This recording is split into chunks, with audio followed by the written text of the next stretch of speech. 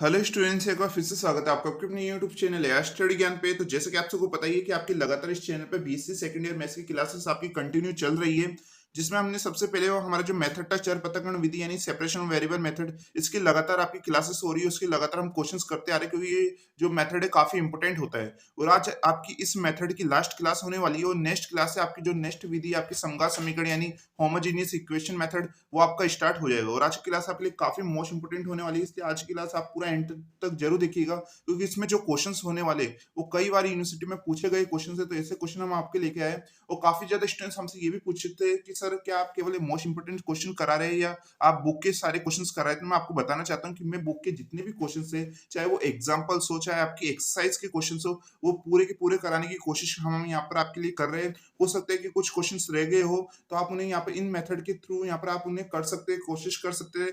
और अगर आपको तब भी वो क्वेश्चंस नहीं आते हैं तो आप हमारे जो इंस्टाग्राम में या आप हमारे टेलीग्राम चैनल पे वो क्वेश्चन भेज सकते हैं। जैसे हमें टाइम मिलता है तो हम आपके लिए उसका आंसर भेज देंगे, ठीक है। तो आइए हम यहाँ पर फर्स्ट क्वेश्चन पे यहाँ पर बात करते हैं जो कि आज की क्लास का होने वाला है। इससे पहले जिन भी स्टूडेंट्स ने इस चैनल को सब्सक्राइब नहीं कर रखा है तो जल्दी से इस चैनल को सब्सक्राइब जरूर कर लीजिएगा।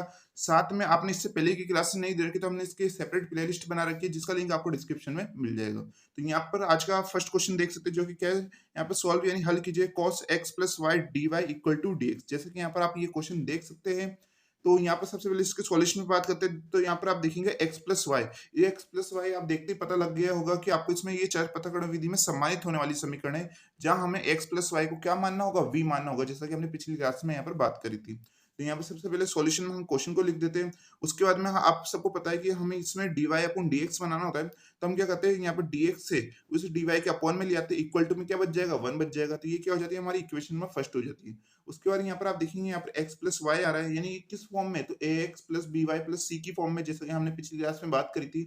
और उसको हम क्या मान लेते हैं, v मान लेते हैं। तो हम यहाँ पर x प्लस वाई को क्या मान लेंगे, हम यहाँ पर v यहाँ पर मान लेते हैं, जो कि हमारी क्या हो जाती है, इक्वेशन नंबर सेकंड हो जाती है।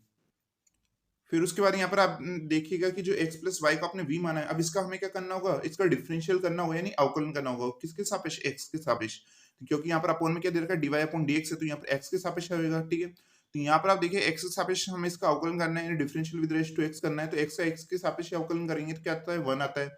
y का करेंगे तो D Y upon D X आएगा। v का करेंगे तो D V upon D X यहाँ पर आ जाता है। उसके बाद हमें D Y upon D X की वैल्यू चाहिए, इसलिए इस वन को कहाँ भेज देते हैं, इक्वल टू के उधर भेज देते हैं। तो क्या हो जाएगा, D V upon D X minus one यहाँ पर हो जाता है, जो कि क्या हो जाती है, हमारी इक्वेशन नंबर थर्ड यहाँ पर हो जाती है। तो यहाँ पर हमारी इक्वेशन नंबर फर्स्ट भी आ गई है, सेकंड भी आ गई है, थर्ड भी आ गई है। तो आप सबको अच्छी तरह से पता है, जिन स्टूडेंट्स ने पिछली क्लास दे रखी है, कि अब हम यहाँ पर जो हमारी इक्वेशन नंबर सेकंड और थर्ड की वैल्यू है उनको कहाँ रखेंगे, इक्वेशन नंबर वन में रखेंगे। कैसे, तो आप देखिएगा cos है, यहाँ पर x प्लस वाई को हमने क्या माना था, इक्वेशन नंबर टू में v माना था। तो यहाँ पर v लिख देंगे, क्या हो जाएगा, cos v हो जाएगा। D Y upon D X की जगह हम क्या लिखेंगे, D V upon D X minus one रख देंगे, इस जगह रख देंगे इक्वल टू वन। तो हमारी यहाँ पर समीकरण नंबर वन और सेकंड और थर्ड से क्या इक्वेशन बनेंगे, आप देखिएगा। तो यहाँ पर आप देख सकते हैं cos v D V upon D X minus one equal to one, यहाँ पर आप चुका है इन तीनों इक्वेशन से। उसके बाद हम यहाँ पर जो cos v इनको दोनों से मल्टीपल कर देंगे, cos v D V upon D X minus ये cos v इससे मल्टीपल होगा वन से, तो cos v equal to one यहाँ पर आपके आ जाता है। उसके बाद में क्या होगा कि यहाँ पर आपके जो cos v है इसको हम इक्वल टू के इधर भेजते तो ये माइनस से किस में चेंज हो जाएगा, प्लस में, तो वन प्लस cos v आ जाता है, आप देख सकते हैं। उसके बाद में हमें क्या करना होगा कि आप सबको पता है चर पृथक्करण विधि यानी सेपरेशन वेरिएबल मेथड में क्या करना होता है, v के फंक्शन हमें अलग करने और x के फंक्शन हमें यहाँ पर अलग करने होंगे। तो यहाँ पर dv कहाँ दे रखा है, ऊपर की तरफ दे रखा है, यानी इस जगह पे v के फंक्शन आएंगे और dx को हम इक्वल टू इधर भेज देंगे तो इधर x के फंक्शन आएंगे। तो आप देख सकते हैं cos v है और यहाँ पर वन प्लस cos v को कहाँ ले जाते हैं, इसके अपॉन में ले जाते हैं। तो आप देख सकते हैं cos v अपॉन में वन प्लस cos v आ जाता है, यहाँ पर साथ में dv और जो dx है इक्वल टू के उधर आ जाएगा। तो यहाँ पर आप देख सकते हैं कि v का फंक्शन और x का फंक्शन यहाँ पर अलग आपके हो चुका है। फिर उसके बाद हमें इसका क्या करना होता है, यहाँ पे v का और x का फंक्शन जब अलग हो जाता है तो उसके बाद हमें इसका समाकलन यानी इंटीग्रेशन करना होता है। लेकिन यहाँ पे आप देखेंगे इसका इंटीग्रेशन करना यहाँ पे थोड़ा मुश्किल हो जाता है, इसलिए हम इसको थोड़ा सिंपल बनाना चाहते हो। जो आपको सबको पता है कि जब भी इस प्रकार की सिचुएशन होती है तो यहाँ पर आप देख सकते हैं वन प्लस कोस वी है, जो भी अपॉन में होता है वो वैसे हमें ऊपर यहाँ पर लाना होता है। इसके लिए हम प्लस माइनस करते हैं, जैसे कि हमने काफी सारे क्वेश्चन पे कर भी चुके हैं। तो यहाँ पे आप देखेंगे वन प्लस कोस वी है, तो ऊपर भी वन प्लस कोस वी बनाने के लिए हमें क्या करना होगा, कोस वी तो पहले से दे रखा है यानी वन प्लस लाना है। तो इसके लिए हम क्या करते हैं, एक बार प्लस वन कर देते हैं और एक बार माइनस वन कर देते हैं। आपको याद रखना है जब आप प्लस वन कर रहे हो तो आपको माइनस भी उसी वैल्यू से रखना होता है जिससे आपकी जो इक्वेशन है वो बैलेंस में आपकी रहे, ठीक है। तो यहाँ पर हम प्लस वन कर देते हैं और माइनस वन भी हम यहाँ पर कर देते हैं, D V equal to D X. तो यहाँ पर आप देख सकते हैं कि यहाँ पर वन प्लस कोसवी आ चुका है, तो वन प्लस कोसवी को इसका एक बार तो हम यहाँ पर अपॉन में वन प्लस कोसवी ले लेंगे और एक बार -1 के साथ हम यहाँ पर अपॉन में 1 प्लस कॉस वी हम यहाँ पर ले लेते हो। फिर इन दोनों का ही हम क्या कर देंगे, इंटीग्रेशन यहाँ पर कर देंगे। ठीक है, यहाँ पर आप देखिएगा। तो जैसे कि आप देख सकते हैं 1 प्लस कोस वी अपॉन में 1 प्लस कोस वी डीवी और माइनस में 1 अपॉन में 1 plus cos V D V equal to D X यहाँ पर आ चुका है। अब आप देखेंगे यहाँ पर 1 प्लस कोस वी से यहाँ पर 1 प्लस कोस वी यहाँ पर आपके कट हो जाएगा, जैसे कि आप देख सकते हैं। उसके बाद हम इसका सिंपली क्या कर देना है, समाकलन कर देना है, यानी इसका इंटीग्रेशन कर देना है। तो इंटीग्रेशन बिल्कुल सिंपल होने वाला है। तो यहाँ पर क्या बचा है, केवल 1 बचा है और डीवी है, तो यहाँ पर इंटीग्रेशन डीवी आ चुका है माइनस में। यहाँ पर इंटीग्रेशन में क्या रहेगा, 1 अपॉन में 1 प्लस कोस वी डीवी रहेगा इक्वल टू यहाँ पर इंटीग्रेशन डीएक्स यहाँ पर आ जाता है। उसके बाद में यहाँ पर डीवी का इंटीग्रेशन माइनस में, यहाँ पर हम 1 प्लस कोस वी को हम क्या लिख सकते हैं, तो इसको हम यहाँ पर 2 कोस स्क्वायर वी अपॉन 2 हम लिख सकते हैं। ये आपने 12th क्लास में ये फॉर्मूला पढ़ रखा होगा। अगर तब भी आपको नहीं पता है तो आप साइड में लिख लीजिएगा कि 1 प्लस कोस वी को हम क्या लिख सकते हैं, 2 कोस स्क्वायर वी अपॉन 2 हम यहाँ पर लिख सकते हैं। ठीक है, डीवी इक्वल टू यहाँ पर इंटीग्रेशन डीएक्स यहाँ पर आ जाता है। उसके बाद में क्या होगा, यहाँ पर ये 1 अपॉन 2 कैसा है, आपके कांस्टेंट यानी अचर है, तो इसको तो हम बाहर इंटीग्रेशन के ले जाते हैं। यहाँ पर क्या आएगा, 1 upon cos square V upon 2 आएगा। और हम 1 अपॉन कोस को क्या लिख सकते हैं, सेक लिख सकते हैं, आपको अच्छी तरह से पता है। तो हम यहाँ पर 1 upon cos square V upon 2 को क्या लिख देंगे, सेक स्क्वायर वी अपॉन 2 हम यहाँ पर लिख देते हैं।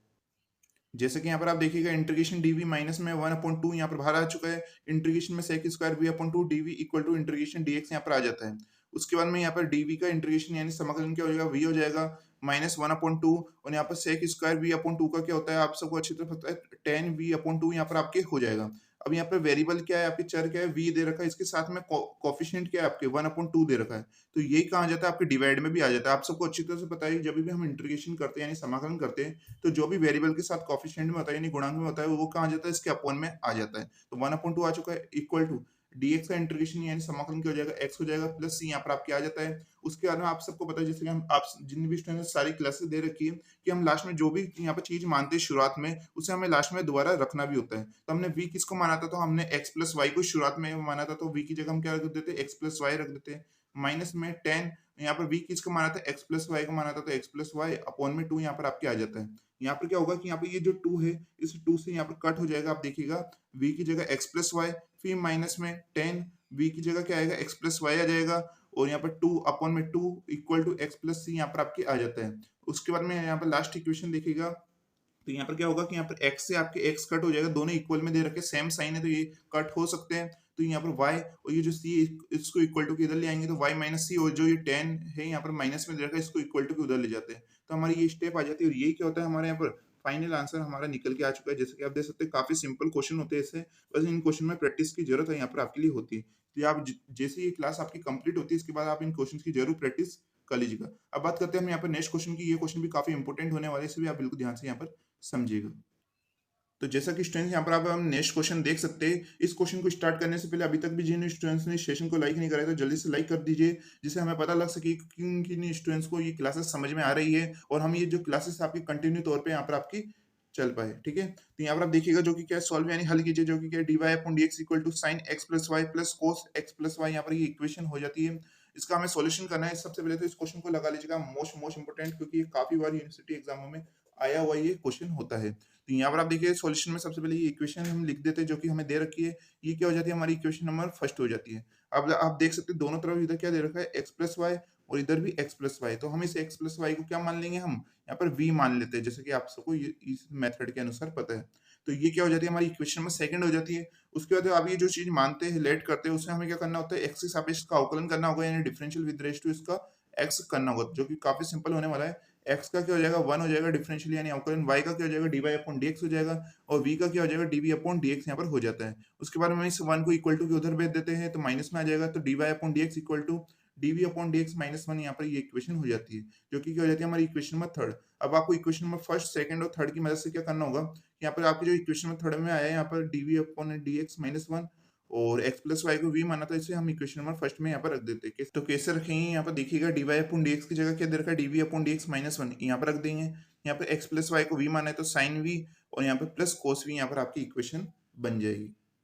जैसे कि यहाँ पर आप देख सकते हैं समीकरण नंबर 1, सेकंड एंड थर्ड से, यानी by equation first, second and third, तो D V upon D X minus 1 equal to sine V plus cos V आ चुका है। इस माइनस को हम उधर भेज देते हैं, ये प्लस में हो जाएगा, तो 1 plus sine V plus cos V आ जाता है। अब आप सबको पता है इसमें हमें वी के और एक्स के फंक्शन अलग करने होंगे, तो यहाँ पर ऊपर डी वी दे रखा है, तो हम यहाँ पर सारे वी के फंक्शन लाएंगे। तो यहाँ पर आप देखिए पूरा 1 plus sine V plus cos V, ये पूरा वी का फंक्शन है, तो इसको हम इसके अपॉन में ले आते हैं। तो आप देख सकते हैं डीवी अपॉन में 1 plus sine V plus cos V आ चुका है, इक्वल टू में ये डीएक्स है, इसको हम इधर भेज देंगे क्रॉस मल्टीपल करके यानी वज गुणा करके, तो इक्वल टू में डीएक्स यहाँ पर आपकी आ चुका है। ओके, अब इसके बाद हमें इसका क्या करना होगा, इंटीग्रेशन यानी समाकलन करना होगा, जो कि बिल्कुल आसान नहीं होने वाला है। यदि इसको हम थोड़ा सिंपल वे से इक्वेशन को बनाना चाहते हैं, तो आप देखिएगा कि यहाँ पर साइन वी और कॉस वी हम इसको कैसे चेंज कर सकते हैं। आपने यहाँ पर 12th क्लास में एक फॉर्मूला पढ़ रखा होगा जरूर, जो कि क्या है, यहाँ पर साइन 2v का क्या होता है, 2 साइन वी कोस वी होता है। आपने x के रूप में पढ़ रखा होगा, लेकिन हम x y v कुछ भी रख सकते हैं, वेरिएबल जो भी हो आपके। तो साइन 2v इक्वल टू क्या होता है, 2 साइन वी कोस वी होता है। ओके, उसके बाद हम क्या करेंगे, इसी फॉर्मूले में थोड़ा चेंज करते हैं। हम ये जैसे 2 इसके साथ में कोफिशिएंट में दे रखा है, इस 2 को कहाँ भेज देंगे, हम यहाँ पर इनके अपॉन में भेज देंगे। तो यहाँ पर आप देखेंगे जैसे 2 इधर आएगा तो क्या हो जाएगा, इस v/2 हो जाएगा और ये cos v/2 हो जाएगा। तो क्या हो जाता है, 2 sin v/2 और cos v/2 हो जाता है। यहाँ पर आप देख सकते हैं इसी फॉर्मूले का अभी हम यहाँ पर यूज करेंगे कि sin v की जगह हम क्या लिख देंगे, 2 sin v/2 और cos v/2 हम यहाँ पर लिख देंगे। कहाँ से आया, तो अभी हमने यहाँ पर आपको बता दिया। ओके, उसके बाद में cos v का भी क्या फॉर्मूला होता है, तो आप देखिएगा cos v का फॉर्मूला होता है 2 cos स्क्वायर v/2 -1, जैसे कि अभी थोड़ी देर पहले भी हमने पढ़ा था। एक बात का आप ध्यान रखिएगा, यहाँ पर ये cos v का फॉर्मूला भी कैसे बना है, तो ये cos 2v के फॉर्मूले से बना है। cos 2v का फॉर्मूला क्या था, 2 cos स्क्वायर v -1 था। वहां पर 2 दे रखा था, जैसे हमने यहाँ पर 2 को अपॉन में लिया है, वैसे हमने यहाँ पर भी 2 था उसको अपॉन में लिया है। तो ये cos 2 cos स्क्वायर v/2 यहाँ पर आपके बना, इसलिए हमने इसे यहाँ पर डायरेक्ट लिख दिया है। चाहे तो आप एक स्टेप यहाँ पर बढ़ा भी सकते हैं। ओके, तो ये फॉर्मूला है। तो cos v का जो क्या फॉर्मूला बना, 2 cos स्क्वायर v/2 -1, इसे हम यहाँ पर रख देते हैं। तो जैसे कि यहाँ पर आप देख सकते हैं डीवी अपॉन में 1 प्लस साइन वी की जगह क्या आ जाता है, 2 sine v/2 cos v/2 plus cos v की जगह क्या आ जाएगा, 2 cos स्क्वायर v/2 -1 यहाँ पर आपके आ चुका है। उसके बाद यहाँ पर आप नेक्स्ट स्टेप में देखिएगा कि यहाँ पर क्या होगा, यहाँ पर 1 प्लस का और ये -1 है, तो ये 1 से यहाँ पर ये -1 यहाँ पर आपके कट हो जाएगा। क्या बचेगा, तो यहाँ पर बचेगा आपके, आप देखिएगा 2 sine v/2 cos v/2 plus 2 cos square v/2 यहाँ पर आपके बच जाता है। अब यहाँ पर नेक्स्ट स्टेप में क्या होगा कि यहाँ पर हमें यहाँ पर इसे सिंपल और बनाने के लिए हम क्या करेंगे, ऊपर अंश और हर दोनों तरफ यानी आपके न्यूमरेटर और डिनोमिनेटर दोनों में हम किसका डिवाइड दे देंगे, तो हम 2 cos स्क्वायर v/2 का हम यहाँ पर डिवाइड दे देते हैं। ऊपर भी यहाँ पे 2 cos स्क्वायर v/2 का यहाँ पर डिवाइड दे देंगे, और इन दोनों के भी अपॉन में 2 cos स्क्वायर v/2 का हम यहाँ पर डिवाइड दे देते हैं।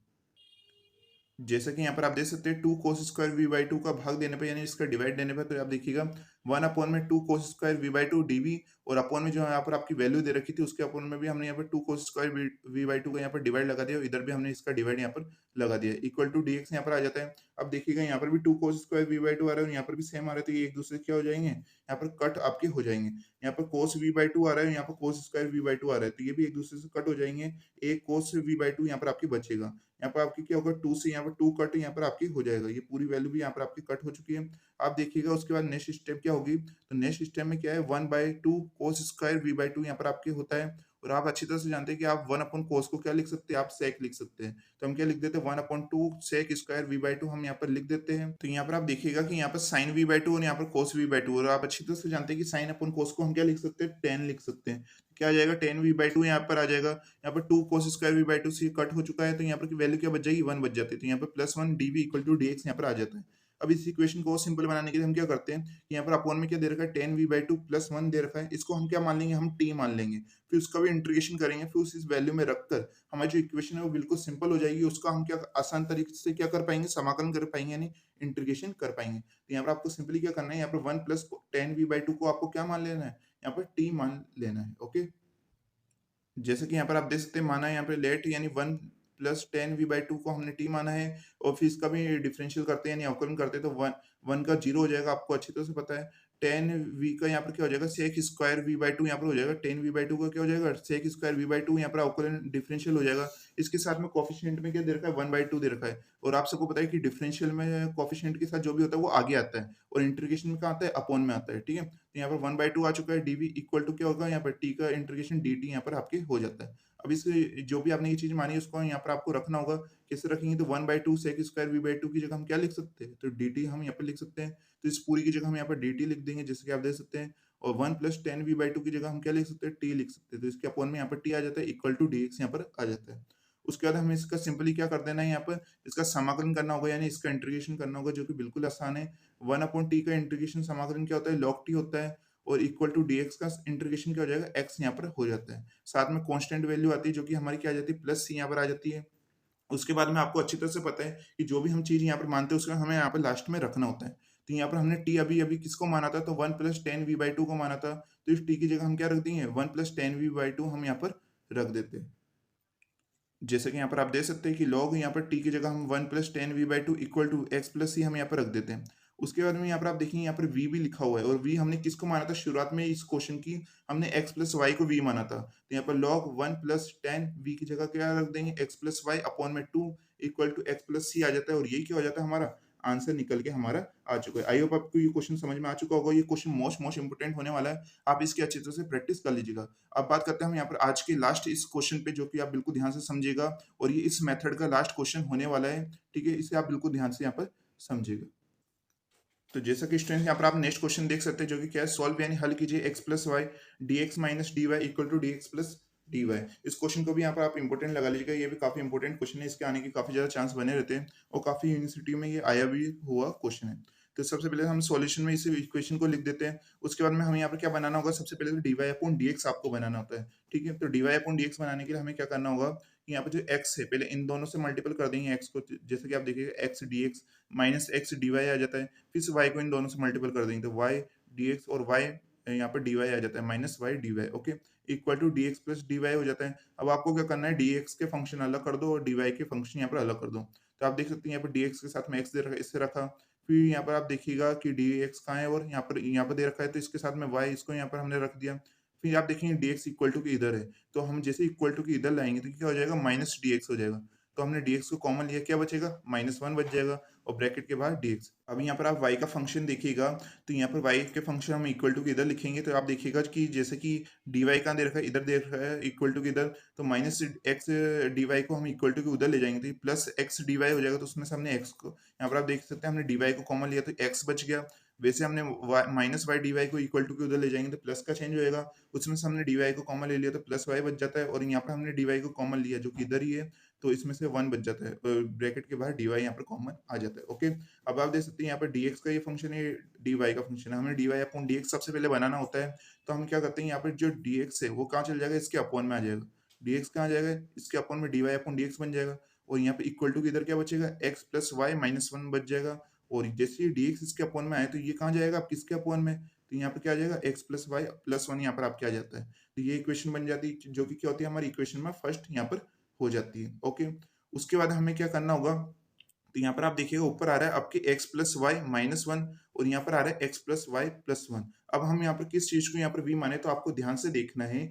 अगर आपकी इक्वेशन यहाँ पर x प्लस वाई प्लस 1 की यहाँ पर पूरी होती है ऊपर भी और नीचे भी, तो हम ये पूरे को क्या मानते हैं, v मानते हैं हम यहाँ पर।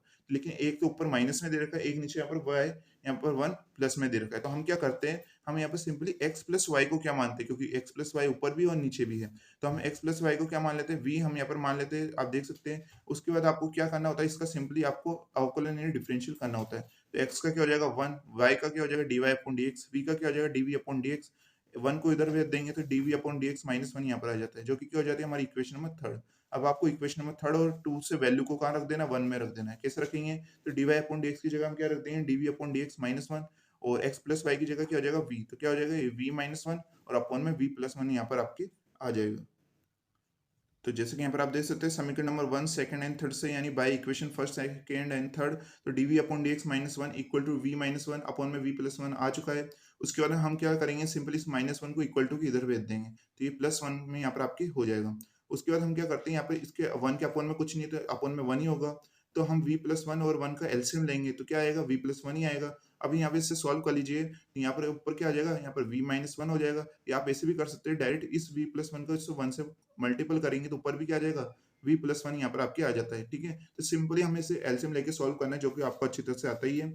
ओके, ये स्टेप आ चुकी है। अब क्या होगा, ये -1 से यहाँ पर आपकी प्लस 1 क्या हो जाएगा, कट हो जाएगा। क्या बचेगा इधर, v और प्लस 1 v हो जाएगा आपकी 2v हो जाएगा, 2v अपॉन में v प्लस 1 यहाँ पर आपके आ जाता है। अब हमें क्या करना है कि अभी एक तरफ हमें v के फंक्शन रखने हैं और एक तरफ x के फंक्शन रखने हैं। तो ऊपर देखेंगे dv इस जगह पे आ रहा है, तो यहाँ पर पूरे v के फंक्शन आएंगे और dx को हम इक्वल टू किधर भेज देंगे, तो इधर x के फंक्शन यहाँ पर आपके आ जाएंगे। तो जैसे कि यहाँ पर आप देखिएगा v प्लस 1 को हम इक्वल टू की इधर भेजते हैं ऊपर, तो v प्लस 1 आ जाएगा। 2v को इसके अपॉन में आ जाएगा, तो 2v यहाँ पर आ जाता है। dv इक्वल टू में dx को उधर भेजेंगे तो dx यहाँ पर आ जाता है। तो जिससे आप देख सकते हैं v का फंक्शन और x का फंक्शन अलग हो चुका है। अब हम क्या करेंगे कि हम यहाँ पर v को सबसे पहले 2v के साथ में लेंगे, फिर इसके बाद में इस 1 को 2v के साथ में लेंगे। तो v अपॉन में 2v dv आ जाएगा, फिर प्लस में 1 अपॉन 2v dv यहाँ पर आपके आ जाता है इक्वल टू dx। अब इसके बाद हमें इसका सिंपली क्या कर देना है, समाकलन यानी इंटीग्रेशन कर देना है। उससे पहले आप देखिएगा यहाँ पर v से v क्या हो जाएगा, कट हो जाएगा, तो 1 अपॉन 2 dv यहाँ पर आएगा। ठीक है, तो यहाँ पर 1 अपॉन 2 क्या होता है, आपके कांस्टेंट यानी अचर होता है, तो इसको हम इंटीग्रेशन के बाहर रखते हैं। इंटीग्रेशन में केवल क्या आएगा, dv प्लस ये भी 1 अपॉन 2 भी यहाँ पर क्या है आपके कांस्टेंट है यानी अचर है, तो इसे हम बाहर रखेंगे। इंटीग्रेशन में क्या आ जाएगा, 1 अपॉन v dv आ जाएगा इक्वल टू इंटीग्रेशन dx यहाँ पर आपके आ जाता है। अब इंटीग्रेशन बिल्कुल आसान है। dv का इंटीग्रेशन आप जानते हैं v होता है, और 1 अपॉन v का इंटीग्रेशन यानी समाकलन क्या होता है, log v होता है, और dx का भी क्या होता है, x यहाँ पर आपके हो जाता है। जैसा कि यहाँ पर आप देख सकते हैं 1 upon 2v plus 1 upon 2 1 upon v का यहाँ पर log v हो जाएगा इक्वल टू x प्लस यहाँ पर आपकी कांस्टेंट वैल्यू क्या आ जाती है, c आ जाती है। अब यहाँ पर अपॉन में दोनों तरफ क्या दे रखा है, 2 दे रखा है, तो हम इसका यहाँ पर क्या करेंगे, कॉमन लेके इसको क्रॉस मल्टीपल कर देंगे यानी वज गुणा भेज देंगे, यानी आप ये जो 2 को कॉमन लेके हमें यहाँ पर इससे मल्टीपल कर देना है, तो क्या हो जाएगा 2x प्लस 2c यहाँ पर आपके आ जाता है v plus log v equal to 2x plus 2c आ चुका है। अब हमें लास्ट स्टेप आपकी क्या बाकी है, आपको अच्छे से पता है, जो भी हम चीज मानते हैं उसे हमें लास्ट में यहाँ पर रखना होता है। तो आप सब जानते हैं कि हमने v किसको माना था, x प्लस वाई को माना था, तो जहां पर भी v हम वहां पर क्या रख देंगे, x प्लस वाई हम वहां पर रख देते हैं। तो जैसे कि यहाँ पर आप देख सकते हैं, यहाँ पर v की जगह x plus Y plus log v की जगह x plus Y equal to 2x plus 2c यहाँ पर आपके आ जाता है। फिर यहाँ पर जो x प्लस वाई इसको इक्वल टू के इधर भेजेंगे, तो क्या हो जाएगा 2x minus Y plus 2c यहाँ पर आपके आ जाता है। 2x में से माइनस एक्स होएगा तो क्या आ जाएगा, x आ जाएगा, x minus we plus 2c यहाँ पर आपके आ जाता है। और 2c को हम क्या कहते हैं, एक नया कांस्टेंट k हम यहाँ पर रख देते हैं, तो क्या आ जाता है log x प्लस वाई यहाँ पर इक्वल टू में x माइनस वाई प्लस के यहाँ पर आपके आ जाता है, और ये क्या होता है, आपका आंसर निकल के आपका आ चुका है। ठीक है, तो ये आपके क्वेश्चंस थे। अब यहाँ पर एक क्वेश्चन हमने आपकी प्रैक्टिस के लिए दे रखा है, जो कि आपकी बुक का ही क्वेश्चन है, जो कि क्या है, सॉल्व यानी हल कीजिए e की power x plus Y equal to 1 plus D Y upon D X. इस क्वेश्चन को आपको जरूर ट्राई करना है, क्योंकि ये क्वेश्चन आपके लिए काफी सिंपल है और काफी इंपॉर्टेंट भी है, इसलिए आप इन क्वेश्चन को जरूर ट्राई कीजिएगा। जिन स्टूडेंट्स को ये क्वेश्चन आता नहीं है तो आप कमेंट बॉक्स में हमें लिख सकते हैं, हम आने वाले इन क्लासेस में आपको ये क्वेश्चंस करा देंगे, लेकिन आपको प्रैक्टिस जरूर करनी है। बिन प्रैक्टिस कीजिए, आपको कमेंट नहीं करना है। एक बार आपको प्रैक्टिस करनी है, तब भी आपको क्वेश्चन नहीं आता तो आप हमारे टेलीग्राम चैनल या आप हमें इस वीडियो के कमेंट में भी आप लिख के बता सकते हैं कि सर हमें ये क्वेश्चन नहीं आया, हम आने वाले क्लासेस में आपको ये क्वेश्चन करा देंगे। तो आज की क्लास आपको कैसी लगी, सभी स्टूडेंट्स को कमेंट करके जरूर बताना। इस वीडियो को लाइक करना ना भूलें, और साथ में जो नेक्स्ट क्लास होने वाली है आपकी होमोजीनियस मेथड, यानी जो हमारा सेकंड मेथड है समगा समीकरण, उसके ऊपर होने वाली, जो कि काफी आपका इंपॉर्टेंट क्लास होने वाली, तो आप नेक्स्ट क्लास में बने रहिएगा, जिसका लिंक आपको डिस्क्रिप्शन में मिल जाएगा। तब तक के लिए पढ़ते रहिए और सीखते रहिए।